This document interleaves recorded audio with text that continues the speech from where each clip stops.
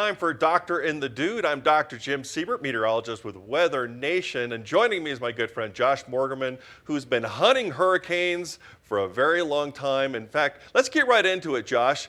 Tell me, how did you get started into hunting and running into hurricanes? Well, I think that folks like me who do this, as their sort of their life's sort of calling. I think you're born with this kind of urge. Like when I was a toddler, crazy violent weather was like a drug to me. When the wind blew like crazy or when there was like loud thunder, I was just like. And so when I was old enough, I started to just, go after these events. And I think that's what drove it. It's a very innate kind of like desire to see the wrath of nature. But as I've gotten older and as I've matured a little bit, it's become about a little more. I get more excited now about collecting data and sort of helping recover or helping get ground truth, especially when hurricanes are coming ashore in places where there aren't any weather stations. Now, we're a little bit away from hurricane season, and it's June 1st. So what are you thinking now to get you prepared when the hurricane season actually gets going? Well, in these early stages, this is when I start to kind of come out of my hibernation. In these early stages, the big thing I'm thinking about at this point is technology. What are the technology upgrades that I need to make in terms of the instruments I use to collect data and those I use to capture the experience, like, the video cams and stuff like that? What are the technology upgrades that I need to make so that I'm doing my job, at its very best? That's what I'm thinking about at this point. As I'm getting ready for hurricane season, I kind of have to mentally prepare myself, right? As the storms are going to come and they're going to be long at times, and then there's going to be breaks where we don't have anything happening. So how do you prepare mentally for a season that can last all the way into November? So funny you say that, Dr. Jim, because I'm going through a similar process in my mind, and I always talk about this when I am on the road sort of speaking. I talk about hunting storms it's like being a professional athlete, and to do it right and to do it to really, do it effectively, you've got to be in great mental and physical shape. And over the winter, I'll admit, I get kind of a little soft. And so at this point of the year, I'm working out a lot. I'm just being really good to myself, really, eating right, all that stuff, getting a lot of sleep, because I'm getting ready for battle, mentally and physically, because I know it's going to be a long season, especially with the forecast that we're hearing. Yeah, I get that. And as I was preparing when I was in Houston for 15, 20 years forecasting, I literally had to do physical preparation as well, because you're going to be in kind of those long hauls.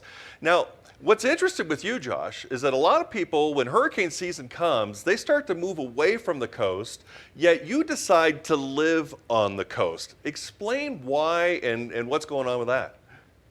Yeah. So my main home where I live is Los Angeles, California. People always joke about that. They're like, wait, okay, you hunt hurricanes and yet you live in a place that doesn't get hurricanes. But here's the deal. I hunt all around the globe, and LA is actually a good stepping off point to get to East Asia for typhoons, or Australia for cyclones, or the Gulf of Mexico or the Caribbean for hurricanes.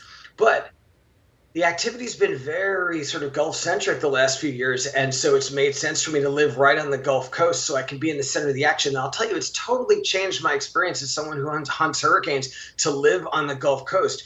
Instead of just kind of flying in like for a mission, I'm living there now kind of as each threat bubbles up and comes in. And it's a totally different experience. And I think it actually makes me better at what I do, covering the experience, because it's sort of like a more holistic vision of it, from the before, during, and after.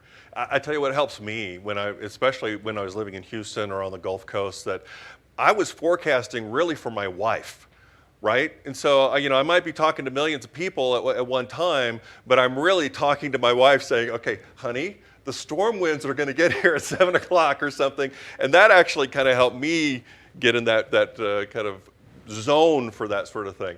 Hey, now, we've gotten the hurricane season. You mentioned it just a little bit. So we've gotten kind of the seasonal forecasts are coming out, and again, it looks like it's going to be an active year.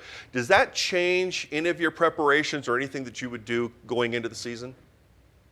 Yeah, it's a great question. Definitely I'm feeling like my wish to sort of stay on the Gulf Coast, to stay in Mississippi, it's reaffirming that. If you look back at hurricane history in the long haul, and Dr. Jim, you probably noticed this, that hurricanes seem to cluster geographically either over a period of years or maybe a decade. So for example, in Florida right after World War II, from 1945 to 1950, Florida got slammed again and again by all these category 4 hurricanes. And then in the 1950s, everything went up the East Coast. So folks in New York and New England got slammed. We seem to be right now in a really serious Gulf phase. It seems like since 2017, man, the U.S. Gulf Coast is just getting hammered again and again. And it's hard to know. Of course, the seasonal predictions don't have much skill in terms of forecasting. Okay, what parts of the basin might be active, but if the Atlantic is active, it seems like it's very possible that this might be another big Gulf year. Okay, now we got 1 minute left. Tell me one thing that you think people should be doing now as a hurricane or a storm prep for the coming season. Buy those gas tanks, those 5-gallon gas tanks. It's one of these things. All year, you just see them in every store. There's they're plentiful and abundant. And then as soon as that first tropical storm appears in the Gulf, you cannot get them. It's so easy. Just get it now. And if you're inclined, fill it up and keep it in your shed. And the one thing, that's a great idea. One thing that I say for people to do now is to get all of your important records, your pictures and things backed up on an external hard drive that is waterproof, that then you can spend the next month getting prepared for the season. And that way, if you ever have to evacuate, you can do that. Well, Josh, we're out of time, but I am looking forward to seeing you every week to talk more about the coming hurricane season. We'll see you next time.